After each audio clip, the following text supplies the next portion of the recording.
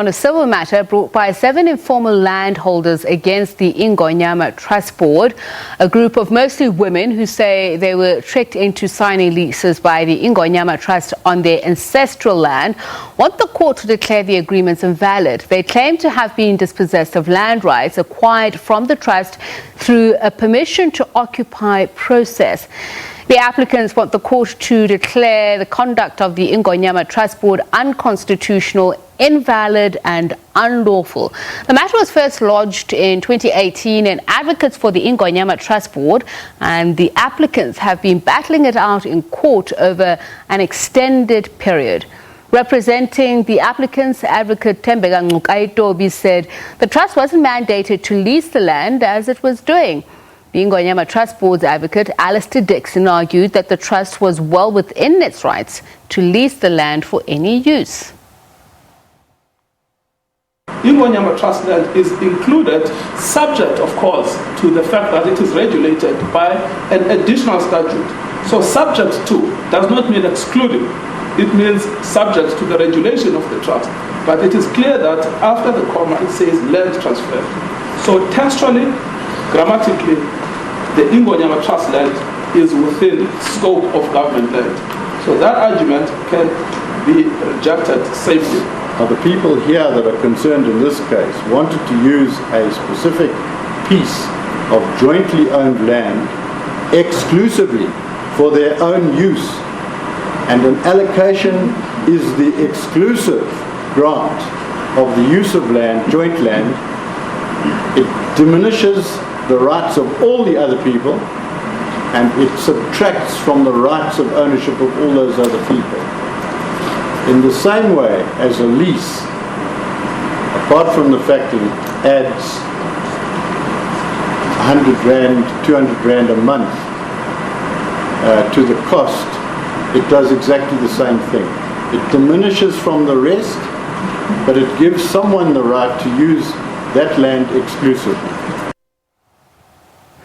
And for more on this, we're joined by Nokwanda Sihlali, land researcher at the Land and Accountability Research Centre at UCT. A very good evening to you, and thank you so much for speaking to us. Perhaps if we could just start with the story of some of these women, some who say that this has happened, especially on the discrimination against them on the basis of gender. Okay, thank you so much, Tipi. So, I mean, we're quite happy that the case has finally gone to court. This is an issue that the rural women's movement has been sort of dealing with or engaging with since 2015 at their workshops, when people, especially predominantly women, approach them that there's this document, we don't know what to do with it. It's actually telling us that we have to pay. It's a 40-year lease that increases at 10% annually. So this is a big issue when we think about the context of the rural landscape, where predominantly people rely on being subsistence farmers or on the grant system. So these were very big issues in terms of the financial implications, but also the implication that they already own the land. It's owned according to living customary law, so there's no need to have a lease in place to actually prove that people have outright ownership of that land.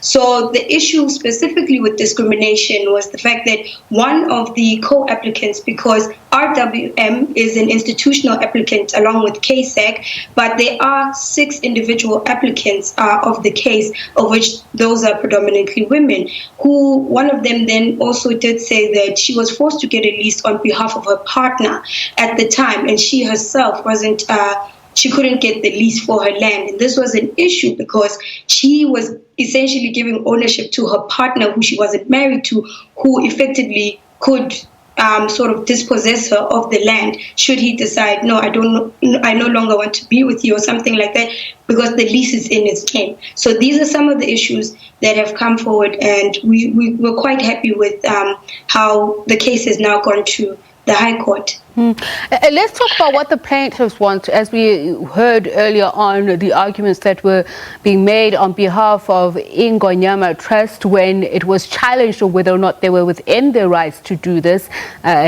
force people to lease land, which you've already pointed out, they own. So what exactly are they seeking? And it's been a long time trying to get this case to court. How much longer is it going to take?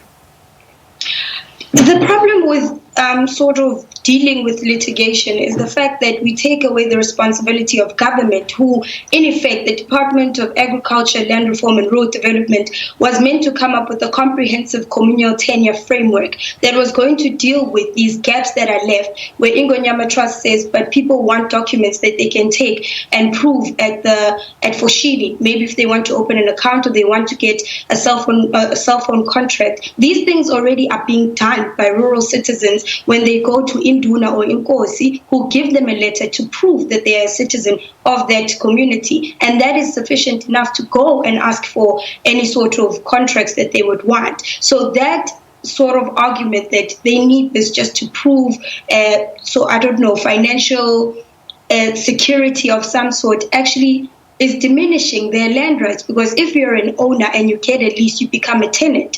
And effectively, when you can't pay that rent anymore, you can effectively be thrown off your land. So these are some of the things that these arguments seem to have no merit when it comes to actually just solidifying that people's land rights, especially in the former Bantustans, are valid property rights. And let's talk about the discrimination against women further. As you say, earlier on, we spoke about how traditional leaders, or the Council of Traditional Leaders, were involved in apportioning the title deeds to land, but also the demarcation of some of this land.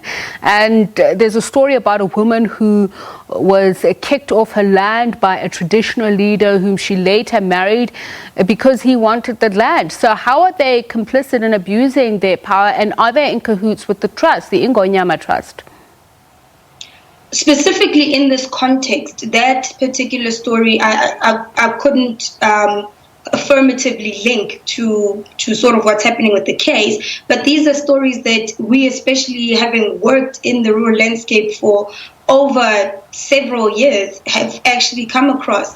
And these are not just issues in isolation that happen in KZN. They happen all over in the former Bantustans. As you remember, South Africa was separated into about 10 countries based on ethnic and linguistic background. So these are some of the issues that happen even in Venda, even in the former, Gazankulu. So these are spaces where the significance of the case is where it rounds up all the former Bantustans to say these are valid property rights that should be recognized at an individual, at a family, and a community level. So even if a chief maybe would want to marry somebody just so that they could get kicked out, effectively people are protected by Section 25(6) and essentially 25(9), which is IPIRA. It's the Interim Protection of Informal Land Rights Act, and it was put in place to say if you don't have a document, if you don't have a title deed, you still have ownership of that land, even if it's according to customary law, because customary law, living customary law, is recognized by the Constitution. And as we know, that's the highest law of the land. So is there a need, and is this part of the litigation, to re-look at how the Ingonyama Trust itself was established in the negotiations pre-democracy, which outline who the main beneficiary or the trustee is? The land itself, which is about 2.8 million hectares, it vested in the Zulu king, Isilo Samabandla, Goodwill Zwelithini Zulu. So effectively the land is not owned by the Zulu king. It's vested in him on behalf of the beneficiaries, so the people who live on the former KwaZulu land. And even when we're saying that there are individual, family, and community level rights. So I have a right to the land that I live on. Nobody can come and throw me off because I'm protected by the law. So even in understanding that traditional leaders do have sort of negotiation with what happens on land, but they are ultimately not the owners of the land. That's one thing that wants to be emphasized in this case, is the fact that the Department of Rural Development needs to come up with a comprehensive law, which they're trying to come up with in the Communal Land Tenure Bill. But obviously we have a history of it not working out and not being as effective as it needs to be, because the voices from below are not being heard. And that's why people will suffer and then say, okay, RWM will say with its partners, how do we move forward? We need to litigate against government because this effectively is not something that can happen. Well, thank you so much for sharing with us. Nokwanda Sihlali, land researcher at the Land and Accountability Research Center.